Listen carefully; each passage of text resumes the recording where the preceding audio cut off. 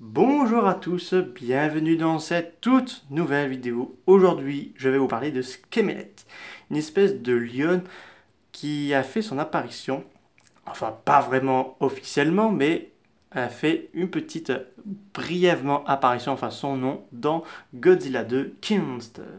Donc c'est parti. Donc Skemmelet, connu sous le nom de Titanus Skemmelet, est un kaiju ressemblant à un lion ou une lionne créé par Legendary Pictures et qui fait une apparition dans le film de Legendary Godzilla 2 King Monster sous la forme d'une sculpture ancienne et plus tard sous la forme d'un nombre brièvement vu sur un moniteur, enfin sur son ordinateur. Enfin, la statue, brièvement, il faut savoir, c'est dans le logo de Legendary Skemmelet face à Behemoth, pour bien vous préciser.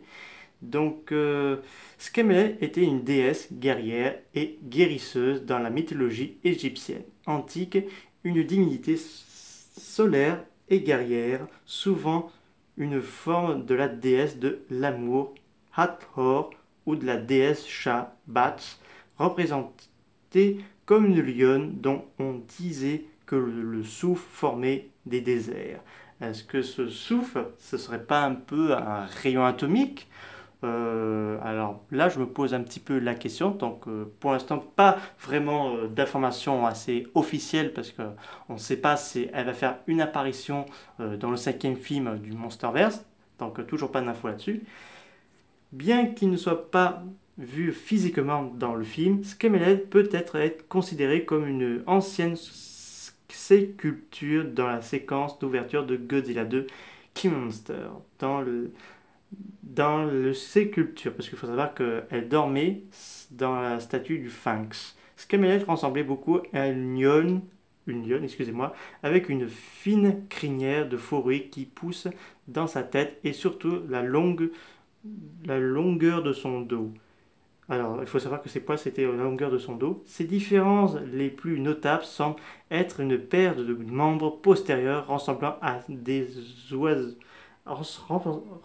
des oiseaux, avec des griffes saisissantes. Donc, pour mieux vous comprendre, elle a des griffes en forme de cerf d'un rapace. A une paire de plumes poussantes dans des épaules. Michael Dougherty a retiré que Skemmelet a des traits félins proches du sphinx ou du lion. Donc il y a eu pas mal de concepts d'art selon les rumeurs par rapport à Skemmelet. Donc voilà. Dans Godzilla 2 King Monster, Monarch avait découvert ce kaiju en hibernation au Caire, en Égypte. Ensuite, construire l'avant-poste 65 autour d'elle. Lorsque King Ghidorah fait appel à tous les titans, Skemmelet se libère et commence à chasser avec les autres kaiju, détruisant un chemin de fer parmi d'autres sculptures. Lorsque Lorca appelle tous les kaiju à Boston, Skemmelet n'arrive pas à temps pour la bataille et ne voit pas Godzilla devenir le nouvel alpha de tous les kaiju, sauf de Kong. Alors, il faut savoir que l'avant-poste dans laquelle Skemmelet a été contenu, Monarch Autopost 65, fait une référence au film de la Toho 1965, Invasion of Monsters, Godzilla vs Monster Zero, Frankenstein vs Baragon, et le film Ladaye, Gamera, le monstre de l'espace. Le monstre géant plutôt. L'épave du train causée par Skemmelet est une photo réutilisée de l'épave du train vue dans la bande-annonce du Comic-Con de 2012 et la bande-annonce officielle de Godzilla 2014. Sa description générale en forme de lion ainsi que son émergence dans un pays du Moyen-Orient sont similaires aux apparitions des griffons dans Monster Apocalypse, Nodziu dans le Godzilla série. Oui, parce qu'en fait, elle fait référence à une espèce de mecha lion dans la série de Zilla, sauf que ce lion-là, il a des ailes. Donc voilà, pour l'instant, dans celui du Monsterverse, c'est bien une créature chair et d'os. Mais est-ce qu'elle va faire une apparition dans le prochain film du Monsterverse? Ça, je suis pas sûr à 100%. Mais pourquoi pas dans la série Hourglass. Enfin, là aussi, j'ai beaucoup de doutes parce que Hourglass, ça se passe au Japon, à Hawaï et à Vancouver. Et je pense que ça va être Mutopragne et non pas Skemelet que Godzilla devra affronter.